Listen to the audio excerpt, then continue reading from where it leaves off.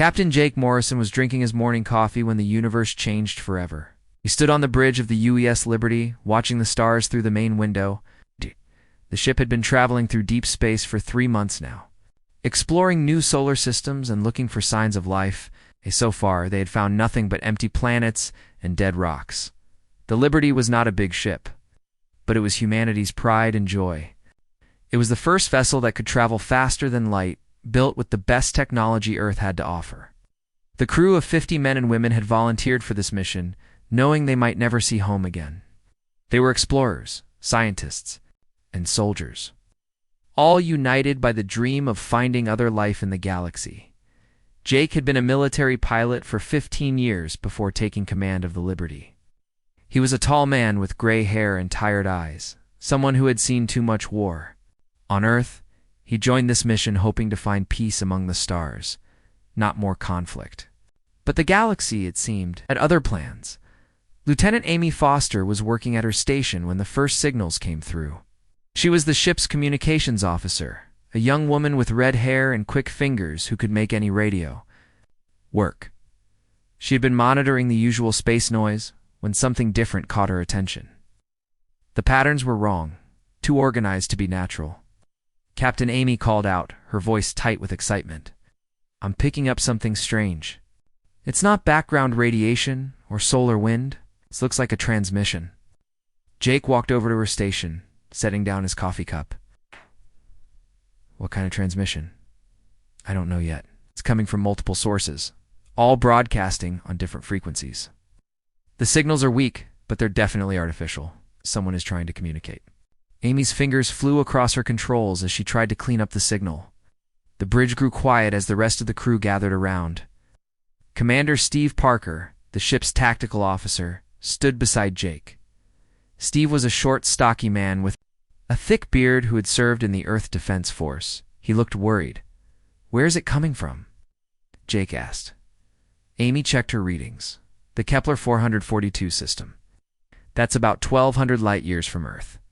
The signals are coming from 3 different planets in that system. Dr. Lisa Martinez, the ship's scientist who studied alien life, moved closer to the communications station. She was a small woman with dark hair and bright eyes who had spent her whole career hoping to find proof that humans were not alone. Her hands shook slightly as she listened to the static-filled transmission. "Can you clean it up?" she asked Amy. "I'm trying, but it's really weak. Whatever is sending this signal is either very far away or running out of power." Amy worked for several minutes, adjusting filters and boosting the signal strength. Slowly, the static began to clear. What they heard next made everyone on the bridge go silent. The sounds were not human. They were clicks, whistles, and strange musical tones that no human throat could make. But even though the words were alien, the meaning was clear. This was not a greeting or a casual message. This was a cry for help. "My God," Lisa whispered. "They're calling for help." Amy continued working on the signal, trying to separate the different transmissions. As she did, a pattern emerged.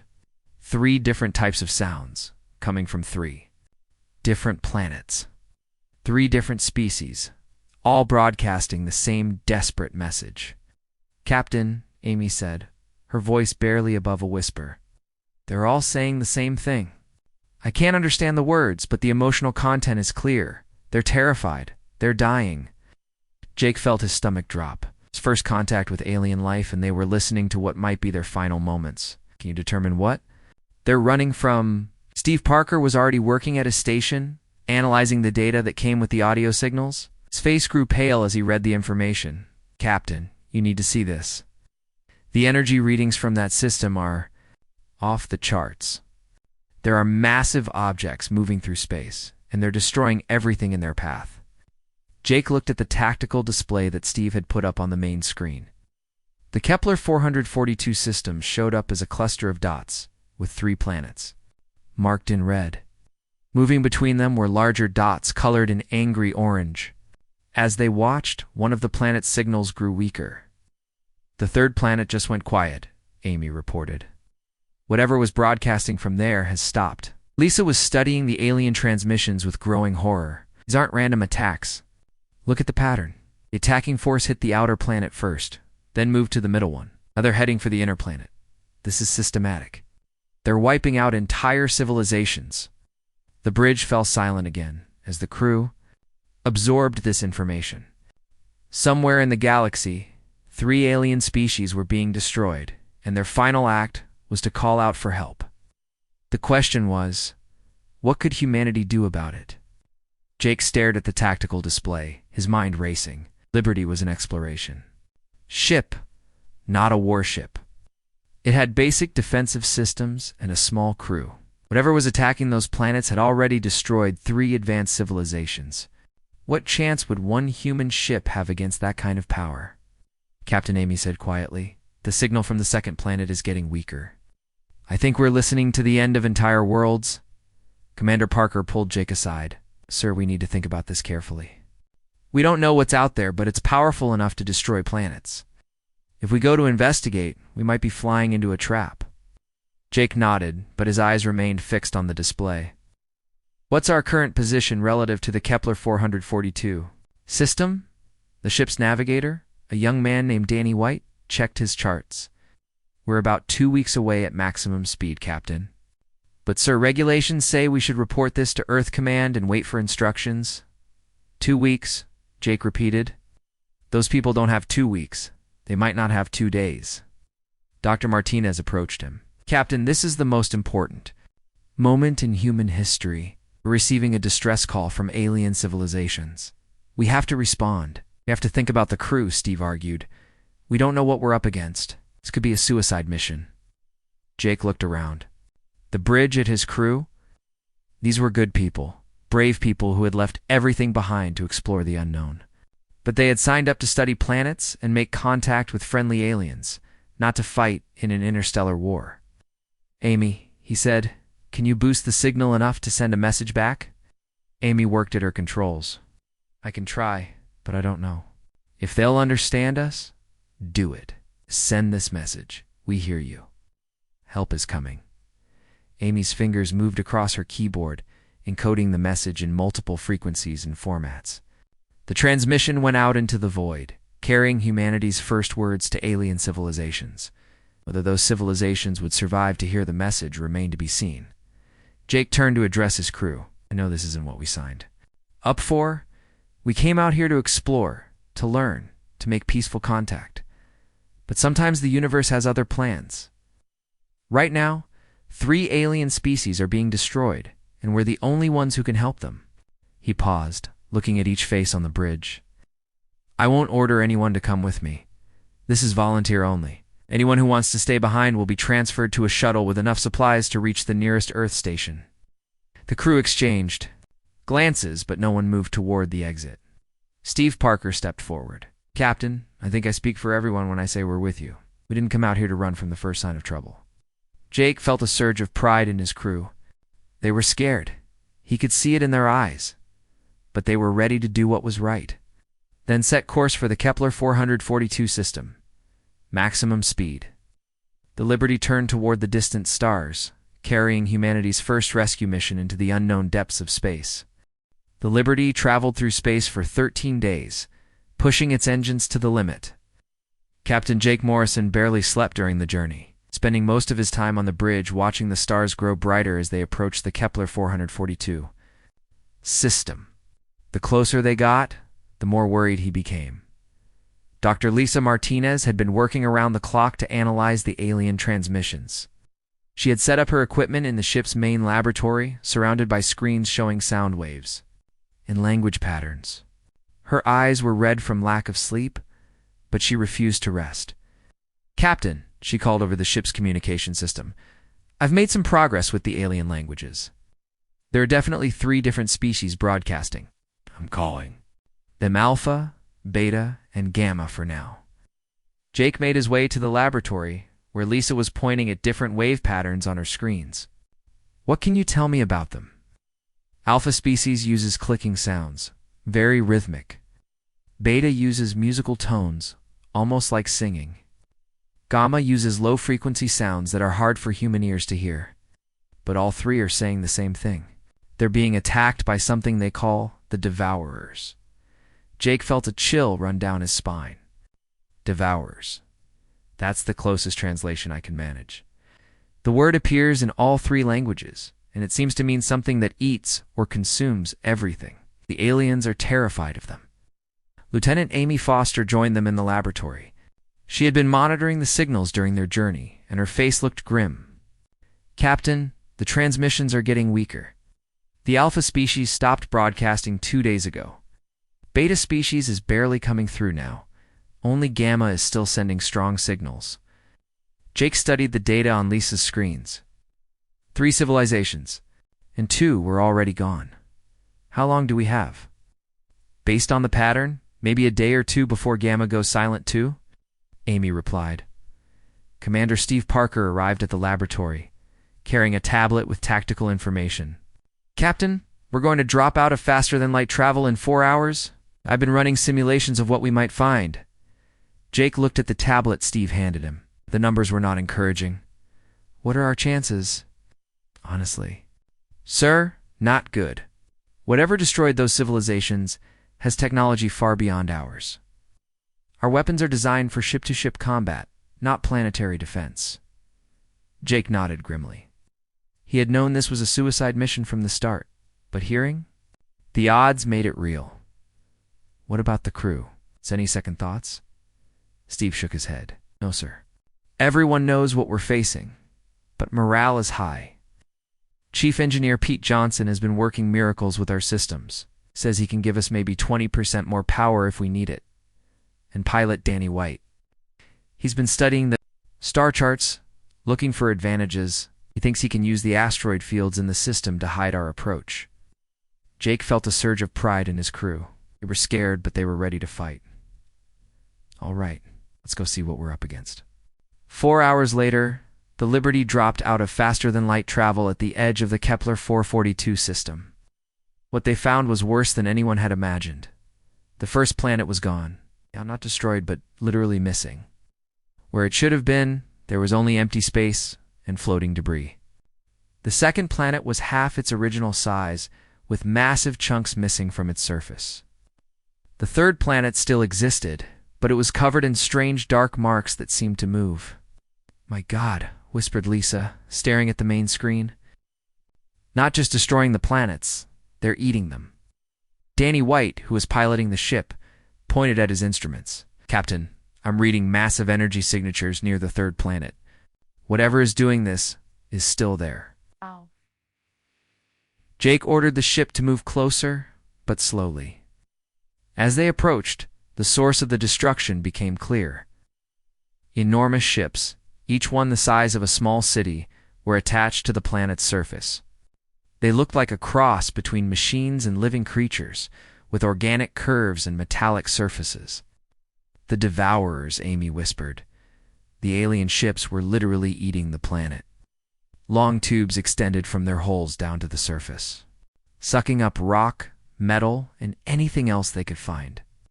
As they consumed the planet, the ships grew larger. There, Steve said, pointing at his tactical display. I'm reading life signs. There are survivors hiding in the asteroid belt. Jake ordered Danny to take the Liberty toward the asteroids. As they moved through the rocky field, Amy's communications equipment came to life. Oh, yes. The alien transmissions were much stronger now, and she could hear the fear in their voices. Captain, Amy said, I'm getting multiple signals. Survivors are scattered throughout the asteroid field. They're hiding from the Devourers. Lisa was working frantically. To translate the messages, they're asking who we are. They want to know if we're here to help.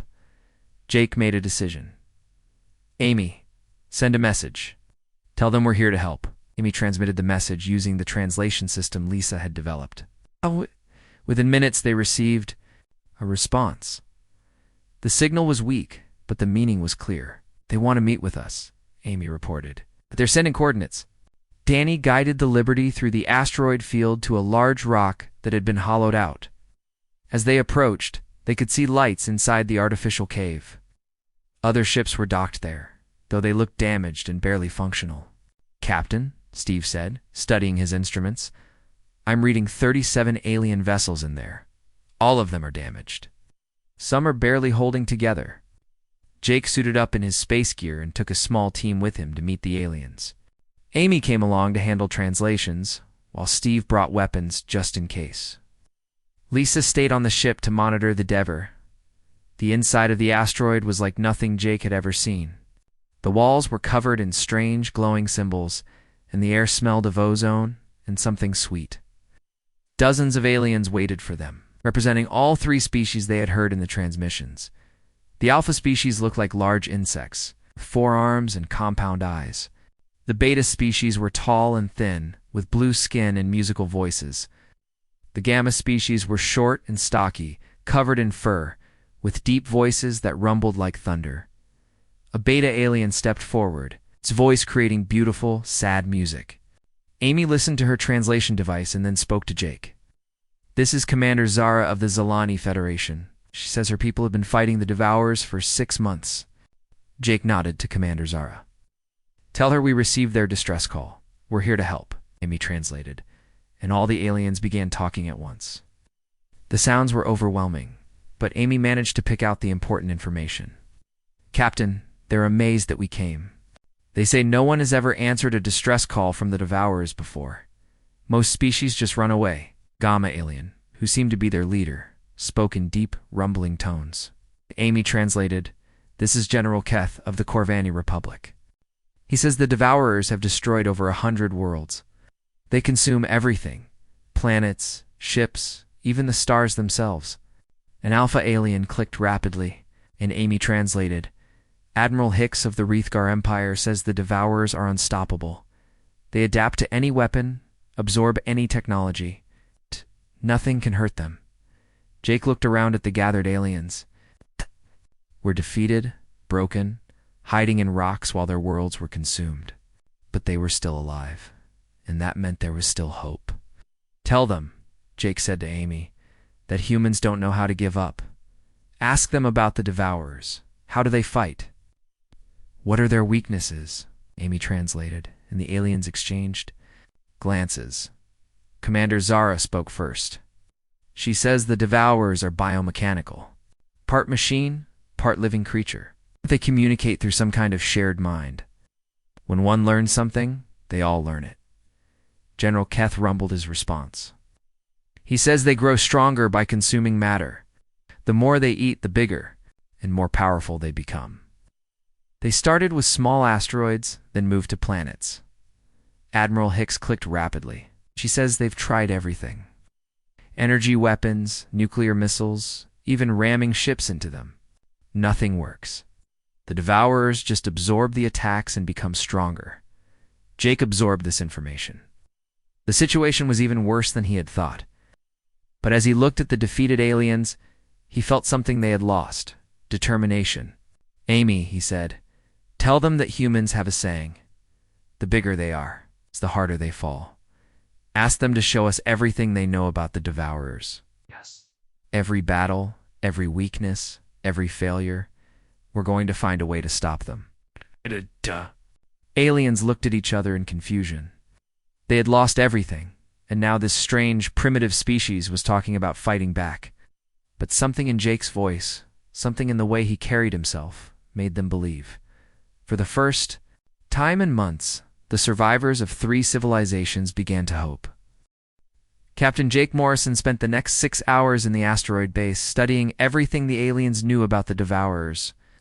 The 3 species had been fighting these creatures for months, and they had detailed records of every battle, every failed attack, and every lost world. Dr. Lisa Martinez worked alongside the alien scientists, trying to understand the biology of the Devourers.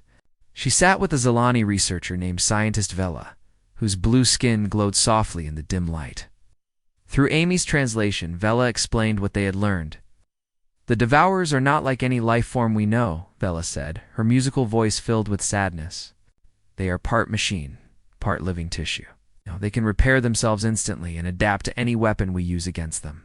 Lisa studied the alien data on her portable computer. "What about their communication system?" "Mentioned they share a mind." A Corvani general named Brock stepped forward.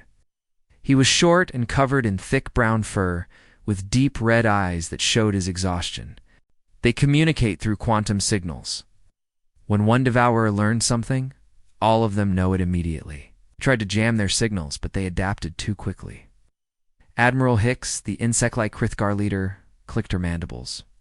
Together, Amy translated, she says the devourers follow a pattern. They always attack the same way.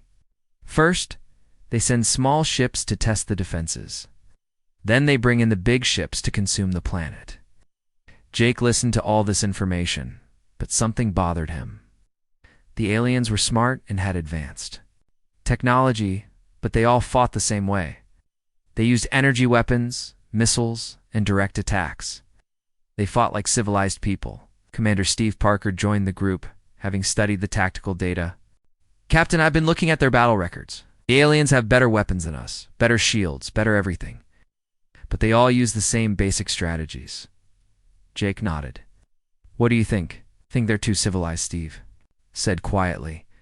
They fight by rules, even against an enemy that doesn't follow any rules. They're trying to win a clean war against something that fights dirty.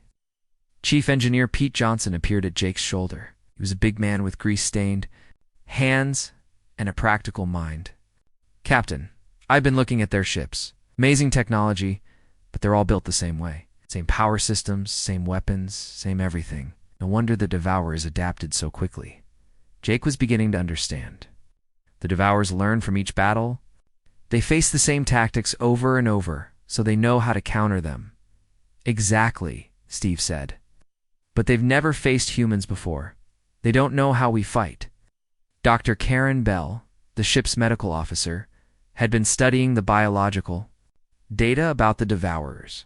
She was a small woman with sharp eyes and a quick mind. Captain, I think I found something interesting. The Devourers are part organic, right? That means they might be vulnerable to biological weapons. Lisa looked up from her computer.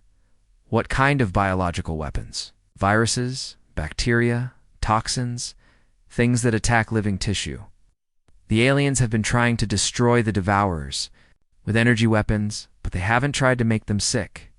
General Brock's ears twitched with interest. Make them sick? You don't understand? Karen smiled. On Earth, we've been fighting biological enemies for millions of years. Viruses, bacteria, parasites. We've learned to use biological weapons against biological enemies. If the Devourers have organic components, maybe we can infect them. The alien leaders looked at each other in confusion. Commander Zara spoke in her musical voice. Amy translated. She says they don't understand. How can you fight a machine with a disease? Because it's not just a machine, Karen explained. It's part living creature. And living creatures can get sick. Communications specialist Tony Garcia had been working with the alien communication systems. He was a quiet man with dark hair and patient hands. Captain, I've been studying their quantum communication network. It's incredibly advanced, but it has a weakness. Jake turned to him. What weakness? It's too complex. You're using quantum entanglement to communicate across vast distances instantly. But the system is so advanced that it can't handle primitive signals. It's like trying to use a supercomputer to understand smoke signals. Amy looked confused. What does that mean? It means we can disrupt their communication without them knowing it. We can use old-fashioned radio jamming techniques that their advanced systems can't adapt to. Navigator Danny White had been studying the asteroid field with the alien pilots. He came back with new information. Captain, I've been learning about the local space. The aliens say the Devourers always attack in the same pattern. They come from the outer system and move inward. But they avoid the asteroid fields. Jake raised an eyebrow. Why, the rocks interfere with their feeding systems. They can't consume small, moving objects as easily as planets. That's why the survivors are hiding here. Jake began to see a plan forming. The aliens had been fighting the Devourers like a conventional enemy, using their advanced technology and civilized tactics. But the Devourers had adapted to that kind of warfare. What they hadn't seen was human warfare, which was often anything but civilized. Listen, Jake said to the gathered aliens. You've been fighting these creatures for months, and you've lost every battle. You know why? Commander Zara's skin glowed brighter. Because they are too powerful. No, Jake said firmly. Because you're fighting fair. You're using your best technology, your most advanced weapons, your most honorable tactics. But the Devourers don't fight fair. They adapt. They cheat. They do whatever it takes to win. General Brock's red eyes glowed with interest. Do you suggest we fight like humans? Jake said. We fight dirty. Over the next several hours, Jake and his crew worked with the alien survivors to develop a new battle plan. It wasn't the kind of plan that would be taught in any military academy. But it might be the only thing that could work. Dr. Bell began working with the alien medical officers to develop a biological weapon. She used bacteria from Earth's ecosystem, modified to attack organic tissue. The aliens were horrified by the idea of using disease as a weapon. They were desperate enough to try anything. Tony Garcia worked with the alien communication specialists to create a jamming network. Instead of using advanced quantum technology, they would use simple radio signals that the Devourers couldn't adapt to. It was primitive, but that was exactly why it might work. Pete Johnson began modifying the alien ships. He removed their advanced targeting systems and replaced them with simple, manual controls. He stripped away their energy shields and replaced them with basic metal armor. The aliens thought he was making their ships weaker, but Pete knew better. The Devourers adapt to advanced technology, Pete explained to a confused Zilani engineer. But they've never seen primitive technology. They won't know how to counter it. Danny White worked with the alien pilots to plan attack runs that no civilized military would ever consider. They would use the asteroid field as cover, ramming ships into the Devourers instead of trying to fight them at a distance. It was suicide tactics, but it might be their only chance. Sandra Lewis, the ship's technical specialist, worked on the most important part of the plan. She was a young woman with clever hands and a talent for making impossible things work. She began building improvised weapons from mining equipment and communication devices. "Captain," she said, showing him a device that looked like it was built from spare parts. "This is an electromagnetic pulse generator. It won't destroy the Devourers, but it might confuse them long enough for us to attack." Jake studied the device. It looked like something a child might build from a toy kit, but Sandra's inventions always worked. "How many can you make?" "Give me 12 hours, and I can make enough to equip every ship in the fleet." Admiral Hicks clicked her mandibles nervously. Amy translated, "She wants to know if this plan will work." Jake looked around at the gathered aliens. They were scared, defeated, and desperate. But for the first time in months, they were also hopeful. "I don't know if it will work," he said honestly. "But I know it's something the Devourers have never seen before. And sometimes, the element of surprise is worth more than all the advanced technology in the galaxy." Commander Zara's blue skin pulsed with soft light. "When do we attack?" Jake looked at his watch. The modified weapons would be ready in 12 hours. The biological weapons would need another 6 hours after that. 18 hours from now. Hit them with everything we've got. The aliens began to disperse, returning to their damaged ships to prepare for battle. For the first time since the Devourers had appeared, they were going to fight back with more than just advanced technology and civilized tactics. They were going to fight like humans.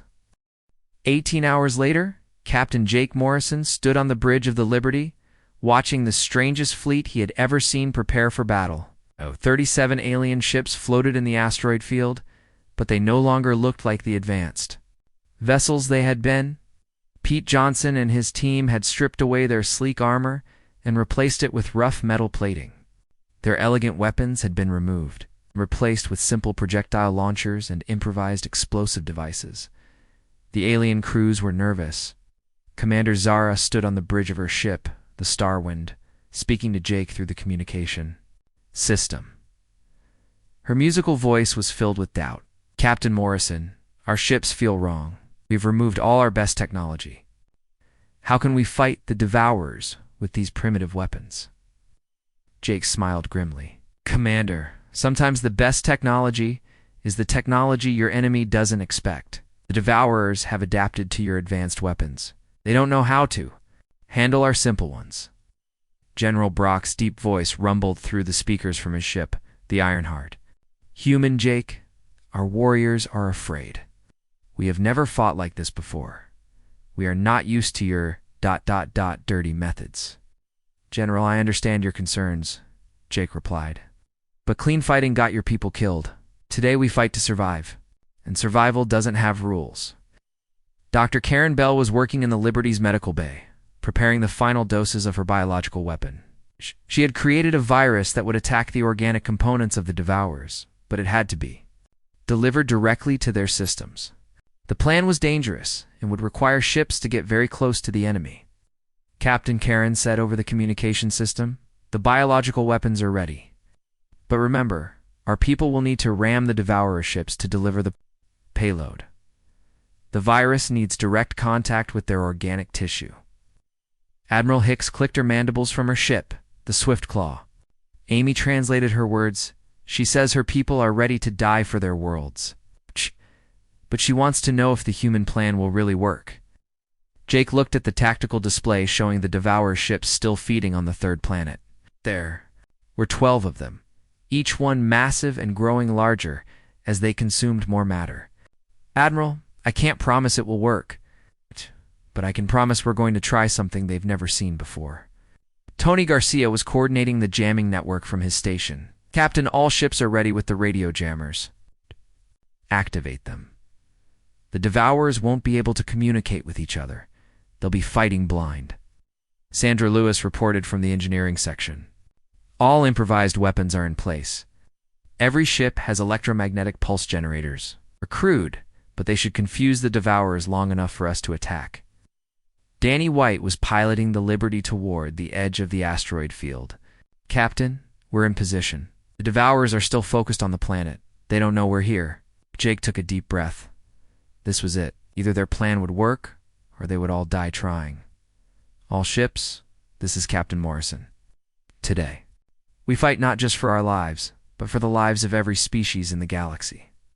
The Devourers think they're unstoppable. Let's prove them wrong." The combined human-alien fleet moved out of the asteroid field like a pack of wolves. The ships were small and fast, nothing like the massive vessels the Devourers were used to fighting. They approached the enemy from multiple directions.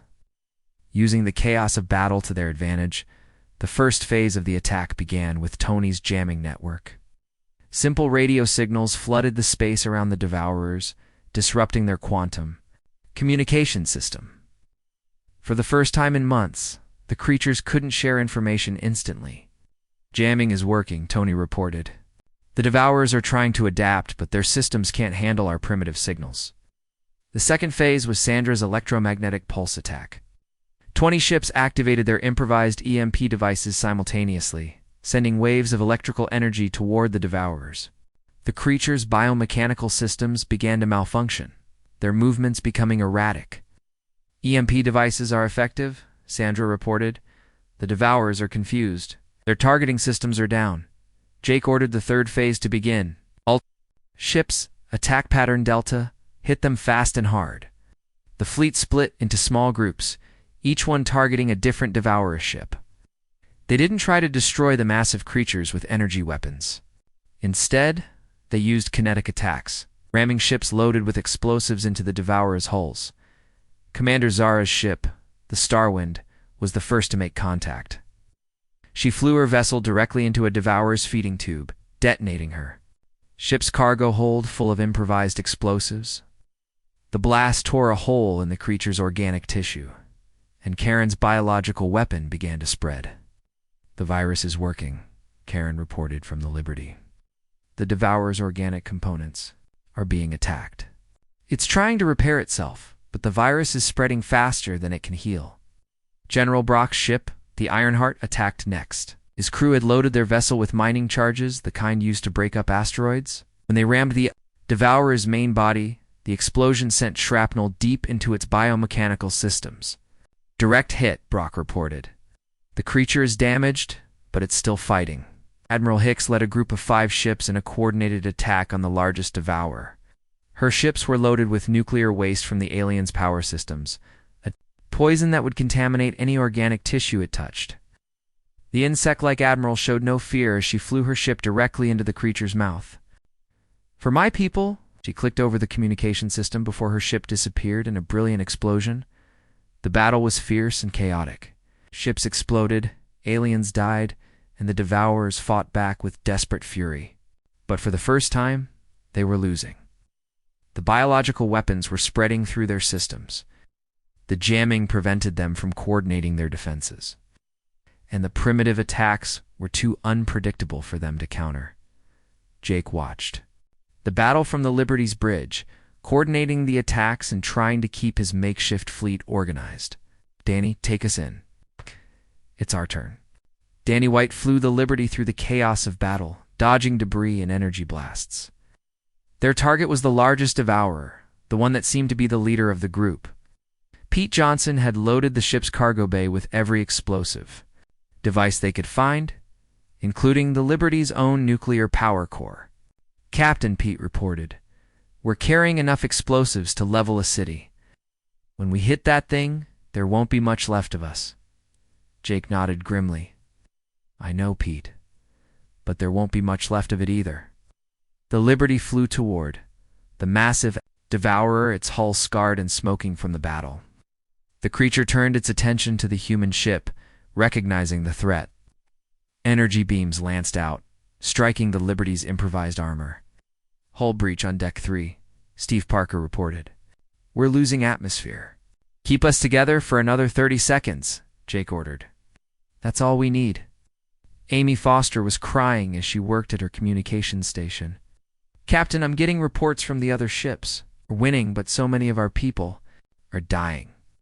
Jake felt tears in his own eyes, but he kept his voice steady. "They're dying for something important, Amy. They're dying so that other species won't have to face the Devourers alone." The Liberty struck the massive Devourer at full speed, its hull cracking as it penetrated the creature's organic tissue. Jake had just enough time to activate the ship's self-destruct sequence before the explosion tore both vessels apart. But Jake and his crew had done something impossible. They had shown the galaxy that the Devourers could be defeated. Deviving. Alien ships continued the battle, using the tactics they had learned from the humans. Ships rammed into the creatures. Biological weapons spread through their systems. And primitive jamming kept them from coordinating their defenses. One by one, the Devourers fell. The creatures that had destroyed 100 worlds were defeated by a plan that no advanced civilization would have considered. They were defeated by humans who refused to fight fair, who used every dirty trick and desperate tactic they could think of. When the battle was over, only 15 alien ships remained. The others had been destroyed in the desperate fight there. Crews sacrificing themselves to deliver the killing blows. But the Devourers were gone. Their massive ships floating dead in space. Commander Czar's voice came over the communication system, filled with wonder and grief. "Captain Morrison, we have won. The Devourers are defeated. But the cost." Jake's voice answered from the emergency beacon of the Liberty's escape pod. "The cost was high, Commander. But freedom always costs more than slavery. The galaxy is safe now." The survivors of 3 civilizations floated in space, looking at the wreckage of the battle. They had learned something important that day. Sometimes the most advanced technology in the galaxy was no match for the simple determination of people who refused to give up. The Devourers were gone. But the legend of the humans who answered the call for help would live forever. 3 months after the battle, Captain Jake Morrison stood in the Great Hall of the Galactic Council on the planet Zenith Prime. The building was enormous, with walls that reached toward the sky and floors made of crystal that reflected the light of distant stars. Representatives from hundreds of different species filled the hall, all of them looking at Jake with a mixture of respect and amazement. Jake was not alone. The surviving members of his crew stood beside him, wearing their simple human uniforms among the elaborate robes and ceremonial armor of the alien dignitaries. Dr. Lisa Martinez, Lieutenant Amy Foster, Commander Steve Parker, and the others had become famous throughout the galaxy, but they still looked uncomfortable with all the attention. The speaker of the council was a tall, elegant being called a Vorthok, with silver skin and eyes that glowed like stars. When it spoke, Its voice filled the entire hall without any need for amplification. "Captain Morrison of the species called humans, you and your crew have done something that no one in the galaxy believed possible. You have defeated the Devourers." Jake stepped forward, still wearing the simple blue uniform of the Earth Space Service. "Speaker, we didn't defeat them alone. The crews of the Zalani, Corvani, and Heathgar fought with us. They were the ones who sacrificed their lives to save their worlds." Commander Zara of the Zalani Federation stood up from her seat among the alien representatives. Her blue skin glowed with emotion as she spoke. "The human speaks truth, but he is too modest. It was human tactics, human weapons, and human courage that showed us how to fight. Without them, we would all be dead." General Brock of the Corvani Republic nodded his furry head. "The humans taught us that sometimes the most advanced technology is not the best technology. They showed us that winning is more important than fighting." With honor, the hall buzzed with conversation as the aliens discussed what they had learned. For thousands of years, galactic civilization had prided itself on advanced technology and civilized warfare. The idea that primitive tactics could defeat superior technology was shocking to many of them. A representative from the Altarian Empire, a species that looked like living crystals, spoke up. "But surely these human methods are too brutal for civilized beings, using biological weapons, ramming ships into enemies, fighting without rules or honor." Jake felt his temper rise, but he kept his voice calm. "Representative, when the Devourers were eating your worlds, did honor protect your people? Did civilized warfare save your children? Sometimes survival requires doing things that make you uncomfortable." Dr. Karen Bell stepped forward. "Been working with alien scientists for months, studying the remains of the Devourers. The biological weapons we used were designed to target only the Devourers' organic components. We didn't create a plague that would spread to other species. We were careful, but we were also effective. The crystal being's surface flickered with different colors. But what if these weapons fall into the wrong hands? What if someone uses them against innocent people? Then we'll stop them," Jake said firmly. "That's what we do. We answer distress calls." The Speaker of the Council raised one of its forearms for silence. "Captain Morrison, the Galactic Council has made a decision. We are offering your species full membership in the Galactic Federation. You will have access to our technology, our trade routes, and our knowledge." Jake looked at his crew, then back at the Speaker. "We're honored by your offer, Speaker. But we have some conditions." The hall fell silent. No one had ever made conditions for joining the Galactic Federation before. The Speaker's star-like eyes grew brighter. "What conditions?" "First, we want to establish a galactic rescue service.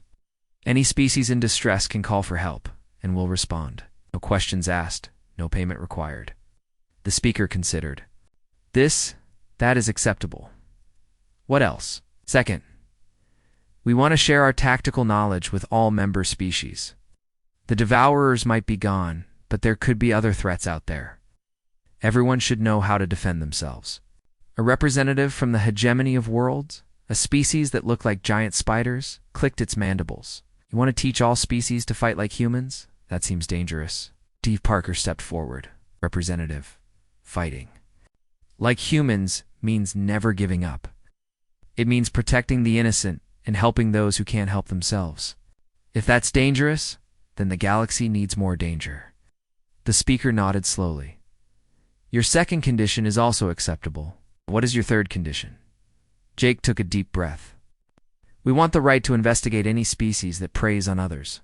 If we find another group like the Devourers, we want the authority to stop them." The hall erupted in discussion. Some species were excited by the idea of having protectors. Others were worried about giving humans too much power. The debate continued.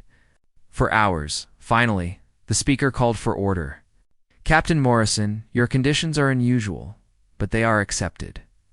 Your species will join the Galactic Federation as its newest member, with all the rights and responsibilities that entails."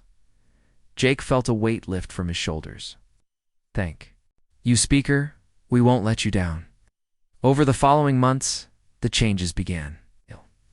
The Use Defender, a new ship built with both human and alien technology, became the flagship of the Galactic Rescue Service. Danny White, now promoted to captain, commanded the vessel with a crew of humans and aliens working together. Dr. Bell's research into biological weapons led to breakthroughs in medicine that saved millions of lives across the galaxy. Her work was strictly controlled, but it helped cure diseases that had plagued alien species for centuries. Pete Johnson founded the first human-alien technology exchange, where engineers from different species worked together to create new inventions. His workshop became famous throughout the galaxy, producing devices that no one had thought possible. Amy Foster established the Universal Communication Network, which allowed any species to call for help in their own language. Her translation systems became standard equipment on all rescue ships. Tony Garcia created the Galactic Early Warning System, using simple radio technology to detect threats before they could spread. His network of primitive sensors could spot danger that advanced alien systems missed. Sandra Lewis became the head of the Improvised Weapons Department, teaching alien engineers how to build effective devices from common materials. Her classes were popular with species that had been conquered by their more advanced neighbors.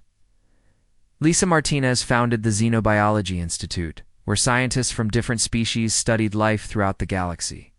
Her work helped prevent future biological threats and improved understanding between different forms of life.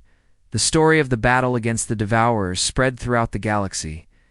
Children of a dozen different species learned about the humans who had answered a distress call from strangers. The phrase, "Are the humans coming?" became a source of hope for anyone in trouble. Not everyone was happy with the changes. Some species resented humanity's rapid rise to prominence. Others worried that human methods would make the galaxy more violent. But most beings understood that the humans had saved them all from extinction. 5 years after the battle, Jake Morrison stood on the bridge of the UES Liberty II, watching a fleet of rescue ships respond to a distress call from the Andromeda galaxy. The ships were crewed by humans and aliens working together, using tactics that combined the best of both civilizations. Captain Amy Foster said from her communication station, "We're receiving a transmission from the distressed ship. They're asking if we're really humans." Jake smiled. "Tell them yes, Amy. Tell them help is on the way." The Liberty II and its escort ships jumped to faster than light speed, carrying hope to another corner of the universe. The galaxy had learned that when civilizations called for help, the universe answered with humanity, and humanity never let a call for help go unanswered. The message was clear: no matter how advanced your technology, no matter how hopeless your situation, there was always someone willing to fight for you. The humans had answered one distress call, and in doing so, they had changed the galaxy forever. The Galactic SOS had been clear, but they never expected humans. That had made all the difference.